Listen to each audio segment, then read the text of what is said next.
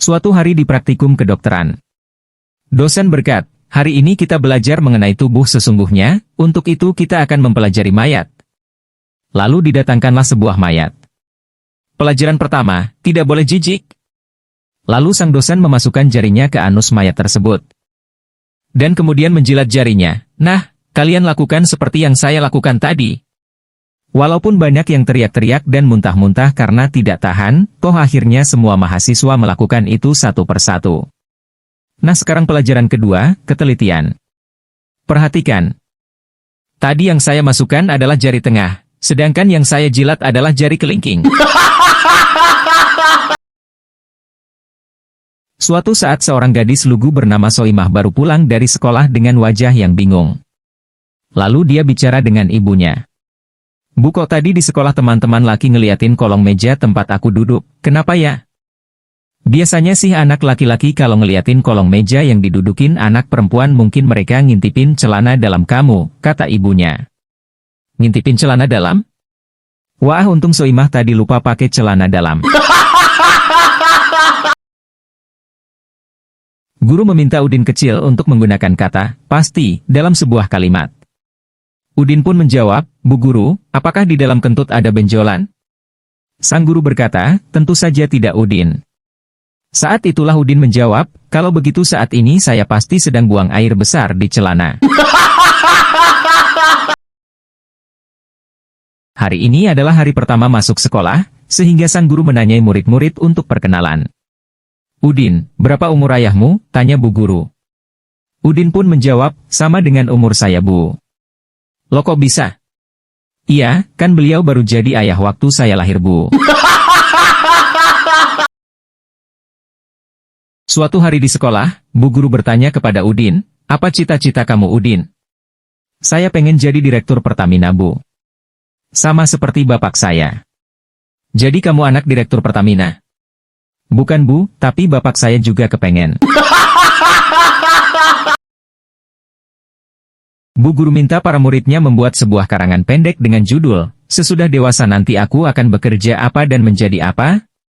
Joko pun menulis, aku sesudah dewasa akan menjadi seorang polisi, membantu warga menangkap orang jahat. Bu Guru yang melihat itu langsung berkata, angan-anganmu ini sangat baik Joko, namun kamu besok harus lebih memperhatikan Udin, teman sebangkumu. Ia mengatakan sesudah dewasa ia akan merampok bank. Di suatu kelas ibu guru bertanya kepada muridnya, anak-anak, siapa yang mau masuk surga? Anak-anak dengan serempak menjawab, saya. Tapi Udin yang duduk di pojokan hanya diam saja.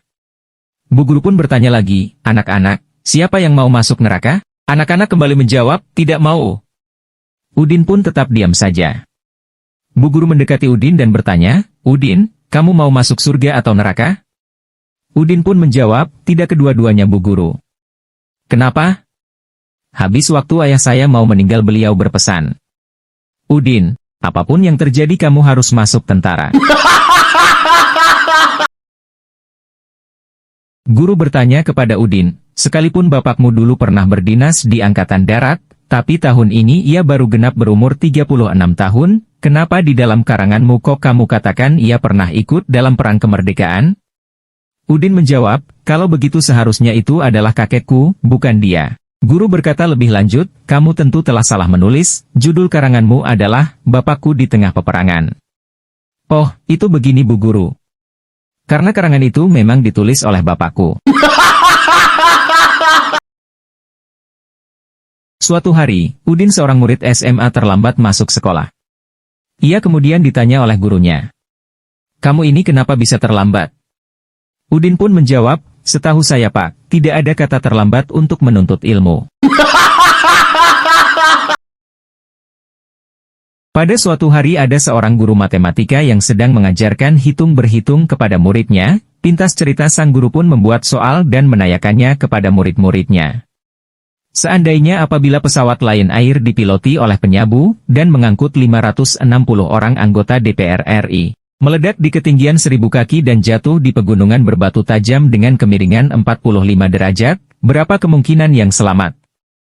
Murid-murid menjawab serempak dan tegas, yang selamat 250 juta rakyat Indonesia Bu. Suatu hari di dalam kelas guru bertanya kepada muridnya. Dilah cita-cita kamu apa? Jadi polisi bu, kalau ada penjahat yang ganggu ibu aku bisa menembak dan nangkap mereka. Gratis untuk ibu. Dilah ibu jadi terharu, Ferdi kamu jadi apa? Jadi dokter bu, kalau penjahat melukai ibu bisa kurawat, buat ibu gratis. Ibu jadi sangat terharu, kalau kamu Udin, mau jadi apa? Tukang gali kubur bu. Kalau Dilah tidak berhasil menangkap dan penjahat berhasil melukai ibu, lalu Ferdi gak berhasil merawat ibu dan ibu meninggal. Ku sediain kuburan. Gratis tis untuk ibu. Di hari pertama masuk sekolah Udin mendapat hukuman dari gurunya karena datang terlambat dengan berlari mengelilingi ruangan kelas sebanyak 2 kali. Setelah itu, Udin dipanggil berdiri di depan kelas menghadap teman-temannya. Dengan nafas masih tersengal-sengal Udin mengikuti perintah gurunya. Coba sekarang ceritakan kepada kami semua, kenapa kamu datang terlambat masuk sekolah di hari pertama ini? Maaf Pak, maaf teman-teman, tadi Mamak sama Bapak berantem di rumah, jawab Udin dengan polosnya. Terus kamu tungguin kedua orang tua selesai berantem? Tanya sang guru dengan penasaran. Saya tunggu sepatunya Pak, yang kiri dipegang Mamak, yang kanan dipegang Bapak. Suatu hari Udin terburu-buru mengantar putranya ke sekolah. Saking terburu-burunya, ia pun menerobos lampu merah. Waduh, sepertinya ayah baru saja melanggar lampu merah, kata Udin. Tidak apa-apa ya, kata putranya. Mobil polisi di belakang kita juga melakukan hal yang sama. Soimah baru saja diterima sebagai guru bimbingan konseling di sebuah sekolah. Suatu hari dia melihat si Udin berdiri sendirian di pinggir lapangan belakang sekolah, sementara ada murid yang lain sedang asyik bermain bola di tengah lapangan. Karena merasa kasihan, Soimah mendekat dan menyapa dengan ramah. Hai Udin, bolehkah Bu Guru menemani kamu? Iya boleh Bu, Udin menjawab. Tapi pandangan mata anak itu masih tertuju pada teman-temannya di tengah lapangan. Ah anak ini kasihan sekali. Pasti dia ingin ikut bermain, pikir Soimah. Sebagai guru bimbingan konseling yang baik, Soimah ingin tahu masalah apa yang membuat Udin menyendiri seperti itu. Soimah pun bertanya, kenapa kamu berdiri di sini sendirian Udin? Udin pun menjawab, saya sedang jadi kiper Bu. Seorang murid bernama Udin diminta melengkapi formulir pendaftaran sebelum mengikuti lomba cerdas cermat oleh gurunya. Kenapa kamu tidak mengisi tempat dan tanggal lahirmu Udin? Saya tidak tahu kapan saya lahir Pak. Mengapa tidak kamu tanyakan saja pada ibumu? Ibu saya sedang ada pekerjaan di luar kota Pak. Kalau begitu, kenapa tidak kamu tanyakan kepada ayahmu? Ah Pak Guru ini. Ayah saya jelas tidak tahu, kan bukan ayah saya yang melahirkan saya. Tahun ajaran baru SMP telah tiba. Para siswa baru mulai memperkenalkan dirinya satu persatu di depan kelas. Selain nama dan alamat tinggal, siswa-siswa tersebut juga diminta untuk menyampaikan apa cita-cita dan harapannya. Joko bercerita bahwa dia ingin menjadi seorang pilot agar bisa berkeliling dunia. Setelah itu, seorang perempuan cantik bernama Soimah mulai memperkenalkan dirinya dengan malu-malu. Nama saya Soimah. Kalau sudah besar, saya ingin menjadi ibu rumah tangga dan memiliki anak yang manis. Ibu guru berkomentar bahwa apa yang dicita-citakan Soimah adalah sesuatu yang sangat mulia. Selanjutnya, tibalah giliran Udin untuk memperkenalkan diri. Dengan penuh semangat, ia pun bersuara lantang dan berkata, saya Udin. Kalau sudah besar nanti, saya akan membantu Soimah mewujudkan cita-citanya. Suatu hari di sekolah Pak Guru bertanya kepada Udin. Udin, coba sebutkan hal yang membahagiakan hidupmu. Saya bahagia tidak terlahir sebagai warga Jepang Pak. Kalau warga Jepang memang kenapa Din? Saya tidak bisa bahasa Jepang Pak. Di sebuah sekolah dasar, suatu saat seorang guru bertanya pada salah satu muridnya. Udin tolong jawab pertanyaan ibu ya, kalau ada 5 ekor burung di jendela, kemudian ditembak satu, berapa yang masih tertinggal? Habis dong Bu, kan lainnya pada terbang. Salah. Harusnya dijawab masih tinggal 4 ekor, tapi saya senang dengan cara berpikir kamu. Di saat yang lain Udin balik bertanya pada Bu Guru. Bu Guru tolong jawab pertanyaan saya kalau ada 3 orang cewek, Masing-masing membawa es krim. Cewek pertama makan es krim dengan dikunyah sedikit-sedikit. Yang kedua dengan menggigit es krim dan contongnya, dan yang ketiga dengan menjilati dan mengulumnya. Manakah di antara ketiga cewek itu yang sudah menikah? Pasti yang makannya dengan menjilati dan mengulum es krimnya. Salah, harusnya dijawab yang memakai cincin kawin. Tapi saya senang dengan cara berpikir Bu Guru. Suatu hari di dalam kelas Bu Guru berkata, hari ini kita belajar bahasa Indonesia. Bahas tentang apa Bu? Tanya Udin. Tentang kalimat pasif dan kalimat aktif. Coba jelaskan ciri-ciri kalimat aktif. Di miskol Bu, kalau nyambung berarti itu kalimat aktif, kata Udin lagi. Yap benar. Tumben kamu pinter Din. Pada suatu hari, seorang guru bertanya kepada siswanya, anak-anak, kalian mau jadi apa ketika dewasa nanti? Soimah pun menjawab dengan antusias, saya ingin menjadi seorang dokter Pak. Guru tersenyum dan bertanya lagi, bagus. Kenapa kamu ingin menjadi dokter?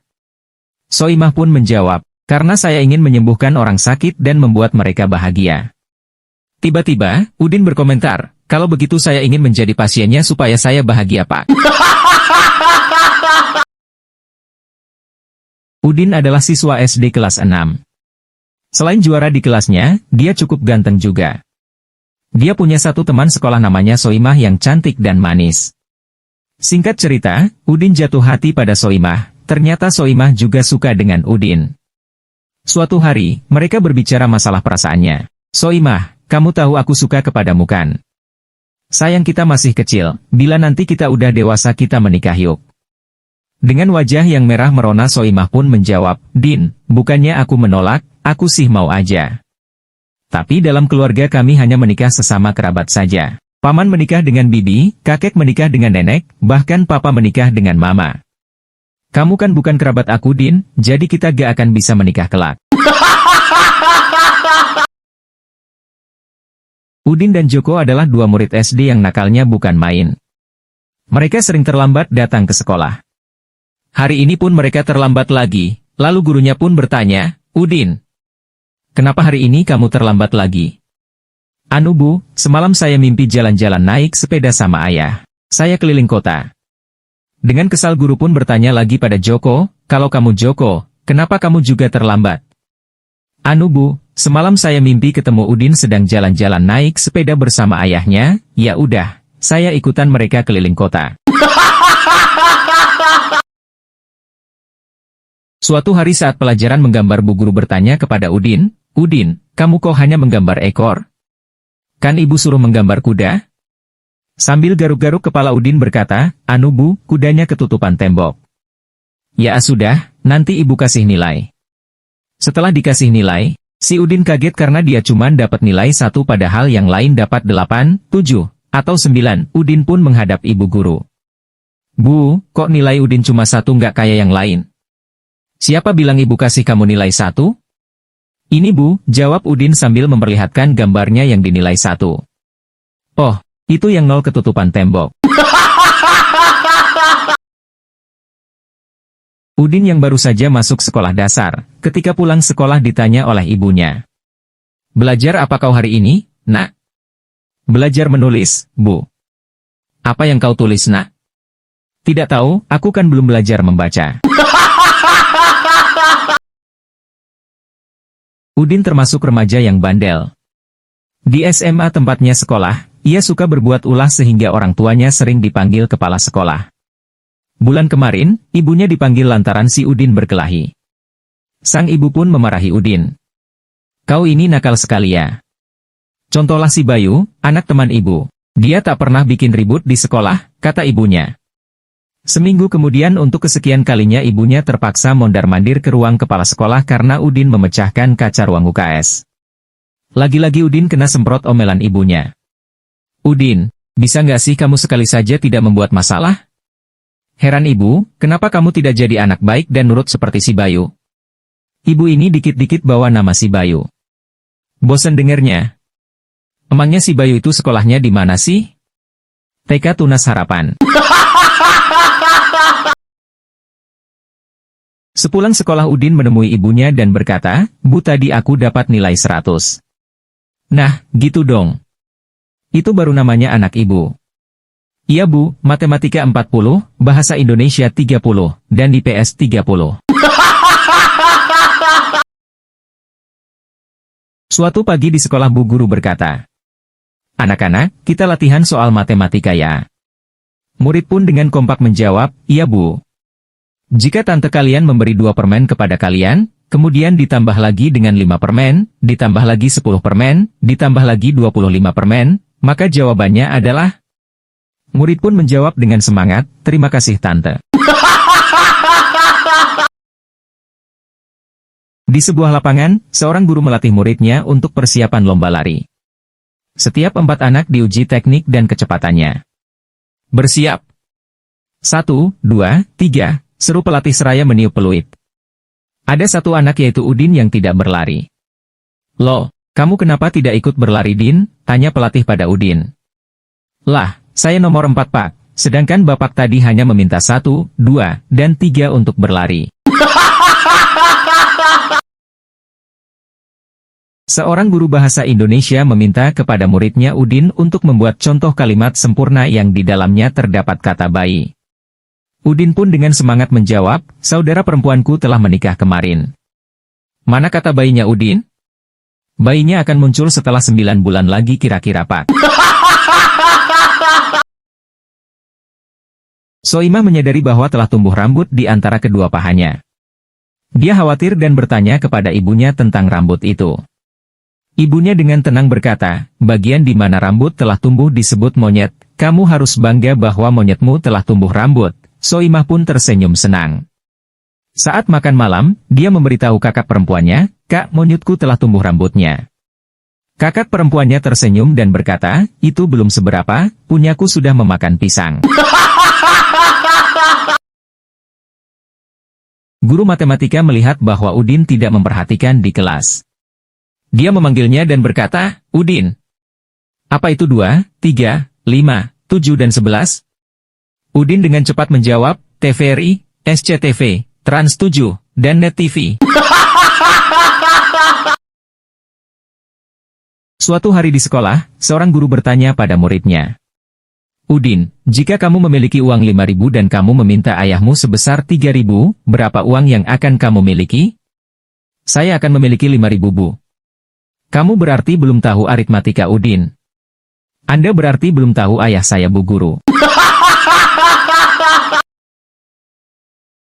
Udin adalah anak seorang pejabat negara yang bertugas dalam bidang keuangan.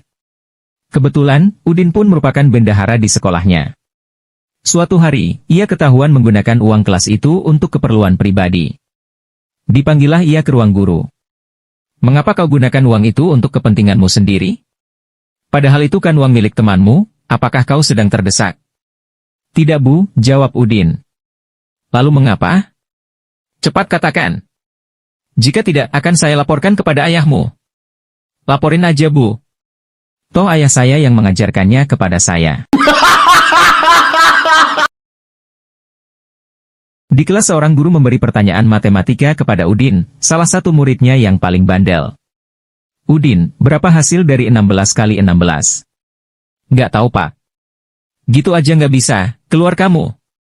"Percuma Pak, di luar pun saya nggak bisa jawab, sumpah." Seorang bapak jengkel kepada Udin anaknya karena nilai matematikanya di sekolah selalu buruk. Akhirnya dia mengancam si anak agar semangat belajar. "Udin, kalau nilai matematikamu tetap jelek, jangan panggil saya papa lagi." Besoknya si Udin pulang sekolah, lalu datang bapaknya bertanya, "Gimana nilai ulangan matematikanya Udin?" Udin pun menjawab, "Maaf Anda siapa ya?"